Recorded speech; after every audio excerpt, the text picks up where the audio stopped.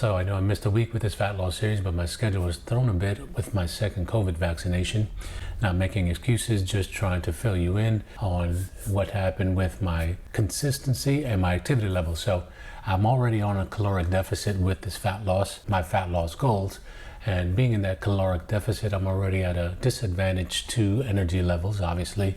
And I'm trying to also increase or boost my cardio while on this fat loss to help with that deficit. But then I had the second dose of the vaccination, and that sapped me of energy for 2 to 3 days.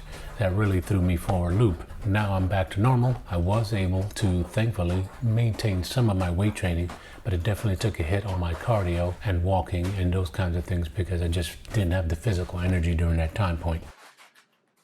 That out of the way, I am making progress, and I wanted to provide an update on that progress. Thankfully, I knew going in that the greatest challenge would be to maintain weight while losing body fat, and that's definitely proven true lately. However, for a while, when I started this fat loss challenge for the first 2 weeks or so, I was able to maintain my weight. But if you look at the graphs, even though I'm still kind of consistently weighing myself both in the evening and in the morning, you'll see the graphs do show a trend, a curve of weight loss, fat loss, and some muscle increase, which is great. But it doesn't really tell the true story because when you think about the numbers, they're percentages.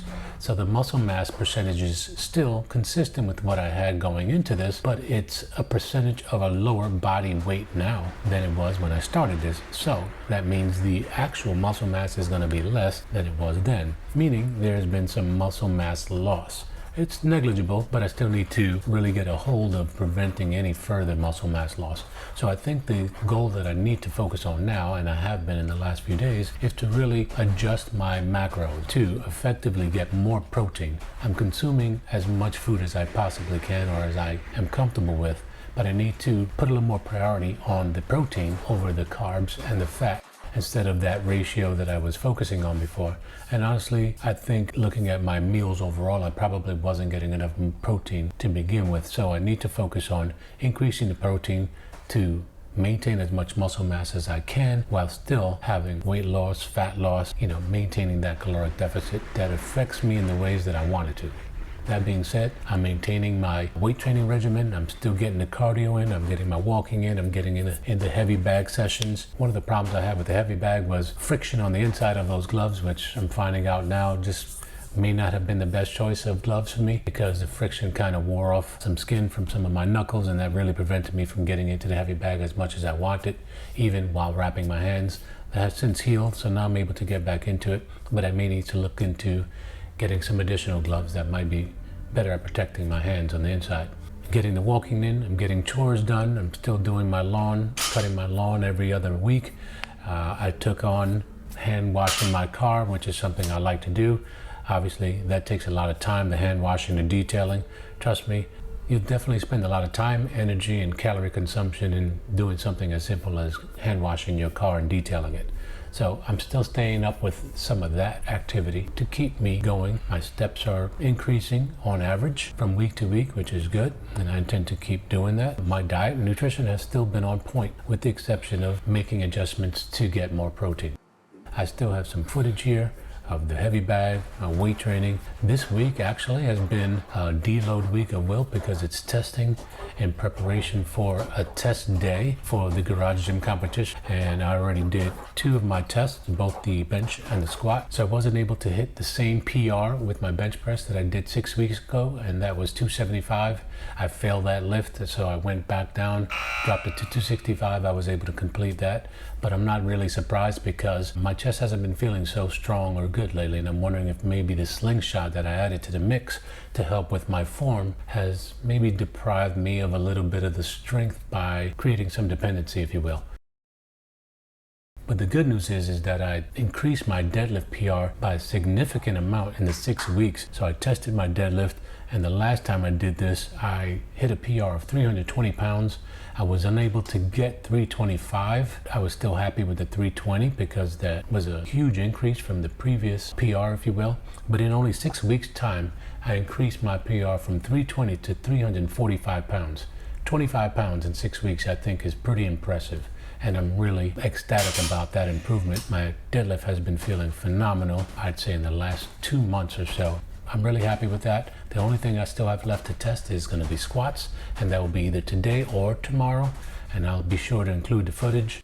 If things are going well, I'm happy with my progress toward my fat loss goals. I'm hoping that I can demonstrate a little bit more success with specifically the fat loss. I'm also going to do some footage and video of my food and meal preparation for snacks and meals, showing how I keep myself on track with that. I hope you'll stay with me for this because I definitely have a lot more to share. Even though I may not hit my goal of 12% body fat by early June, whatever the date was that I specified in the first week of the series, I may push it back another couple of weeks. I'm still going to keep focusing on my fat loss goal, even beyond the deadline I imposed, and that's obviously realistic for me to do because I want to get to a certain point. I don't feel bad about myself or my weight or my current body fat at this point in the least bit. I'm very happy with where I am physically, and especially for my age of 52 going on 53. Nonetheless, I do want to stick with it because I know I can, and I'm well on the way to doing that. So my Withing Scale app gave me kudos this week and acknowledged my goal achievements.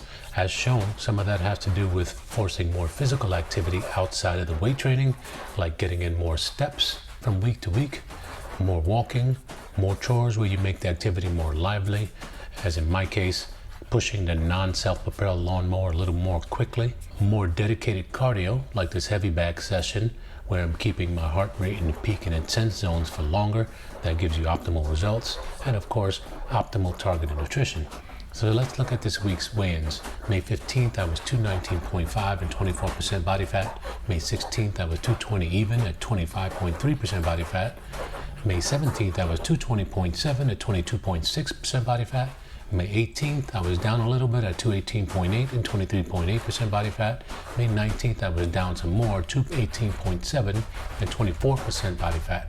And today, May 20th, I'm at 220.7 and 21.5% body fat. Now let's look back from the start. When I decided to start this challenge for myself, I weighed 228.1 at 24.1% body fat, which amounted to carrying around about 55 pounds of body fat and 164.5 pounds of muscle mass. My goal is fat loss, and a month later, I weighed 220.7, over 7 pounds of weight loss, and at 21.5% body fat, which equals to 47.4 pounds of body fat, for a loss of 7.5 pounds of fat, and 164.6 pounds of muscle mass, retaining and even slightly gaining 0.2 pounds of muscle over the month. So I'm off to a good start. Here's the graph curve for the period showing the decline in weight and body fat, as well as the steady relative increase in muscle mass. Looking back a bit further, before obtaining the Withing Scale, we see I had achieved some weight loss in March as well. So early in the video, I said I would show my squat attempt for the garage gym competition, and that's what you'll start seeing here. And this is a warm-up, but I want to make note of a huge potential issue when it comes to strength. So this was 275, my final warm-up, and my next one was my actual attempt. You'll see I failed that. I failed 3 or 4 attempts back to back, and literally the only successful squat that I did was my last warm-up at 275. So take note, if you are trying to maintain or gain strength and cut at the same time, it's probably going to be impossible. You have to be super strict with your nutrition, in particular your macros, your protein, making sure you're not losing any bit of muscle mass. And as you note, earlier I mentioned I did lose some muscle mass, even a negligible amount, but obviously it has a huge effect on you. So if you're attempting to participate in some kind of competition, you definitely don't want to cut right before that. That would be disastrous, as my failed attempts here demonstrate. So stick with me. Let's see what else I can achieve. I appreciate your time. Thanks for joining as always. Take care.